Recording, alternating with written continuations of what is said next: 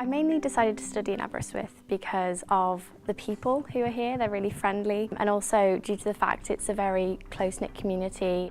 Settling into the law department was really easy. If I needed to have any information or guidance, lecturers were always happy to help. I had a personal tutor, which everybody gets, and this helped me settle in because I was able to talk to them about my struggles and my issues as well. I liked the way the course was laid out in terms of how they assess you, so a mixture of assessments and like assignments and exams. The course covers a wide range of topics, a wide range of modules are available. So for example, public law, European law, human rights law, tort, equity and trust, land law, there's a wide variety. Within the law department there are two main societies or groups, first of which is the Law Society, which I'm currently the president of, and there's also the Mooting Society, which is a legal debate society. Me and a partner of mine won the Welsh National Mooting competition this year. I didn't know what mooting was before I came to Aberystwyth. I'd never even heard of it, but basically mooting is like a mock court trial. You present your submissions, so a couple of arguments to the judge.